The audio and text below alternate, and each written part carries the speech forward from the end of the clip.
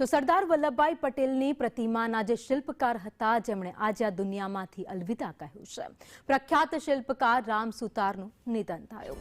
તેમણે લગભગ 100 વર્ષની ઉંમરે નોઈડાના સેક્ટર 19 સ્થિત તેમના નિવાસસ્થાને અંતિમ શ્વાસ લીધા. તેમણે વિશ્વની સૌથી ઊંચી પ્રતિમા સ્ટેચ્યુ ઓફ યુનિટીની ડિઝાઇન બનાવી હતી. તાજેતરમાં જ મહારાષ્ટ્ર સરકારે તેમને તેમના સર્વોચ્ચ નાગરિક પુરસ્કાર મહારાષ્ટ્ર ભૂષણથી સન્માનિત કર્યા હતા. તેમણે અગાઉ પદ્મશ્રી, પદ્મભૂષણ અને ટાગોર પુરસ્કારથી પણ સન્માનિત કરવામાં આવ્યા હતા. રામ સુતારનો જન્મ 19 ફેબ્રુઆરી 1925ના રોજ મહારાષ્ટ્રના ધુણે જિલ્લાના ગોંડુર ગામમાં એક સામાન્ય સુથાર પરિવારમાં થયો હતો. બાળપણથી જ તેમને કલા પ્રત્યે ઊંડો ઝુકાવ હતો. તેમની પ્રતિભાને તેમના માર્ગદર્શન રામકૃષ્ણ જોશી ઓળખી, જેમણે તેમને મુંબઈની પ્રતિષ્ઠિત જે સ્કૂલ ઓફ આર્ટ્સમાં પ્રવેશ મેળવવા માટે પ્રોત્સાહિત કર્યા. અહીંથી તેમની શિલ્પકલાની શરૂઆત થઈ, જે પાછળથી તેમને આંતરરાષ્ટ્રીય ખ્યાતિ તરફ દોરી ગઈ. 1960માં રામ સુતાર દિલ્હી આવ્યા અને માહિતી અને પ્રસારણ મંત્રાલયમાં કામ કરવાની શરૂઆત કરી.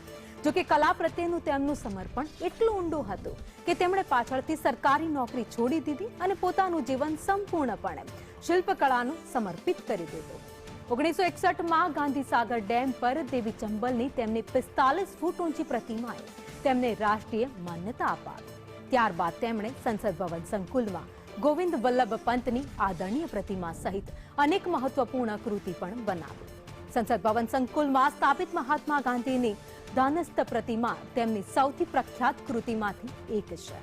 મહારાજા રણજીતસિંહ, છત્રપતિ શાહુ મહારાજ, ઇન્દિરા ગાંધી, જયપ્રકાશ નારાયણ, મહાત્મા ફુલે, પંડિત નહેરુ અને શિવાજી મહારાજની પ્રતિમાઓ પણ તેમણે બનાવી છે.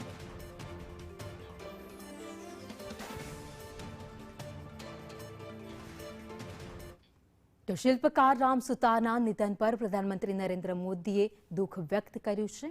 તેમણે એક્સ પર પોસ્ટ કરી અને લખ્યું કે શ્રી રામ સુતારના અવસાનથી ખૂબ જ દુઃખ થયું છે. રામ સુતારજી એક અદ્ભુત શિલ્પકાર હતા. તેમણે આવનારી પેઢી માટે રાષ્ટ્રીય ગૌરવને અમર બનાવ્યું. જેમની નિપુણતાએ ભારતને સૌથી પ્રતિષ્ઠિત સીમાચિહ્નો આપ્યા, જેમાં કેવડિયામાં સ્ટેચ્યુ ઓફ યુનિટીનો પણ સમાવેશ થાય છે. તેમના કાર્યો કલાકારો અને નાગરિકોને પ્રેરણા આપતા રહેશે.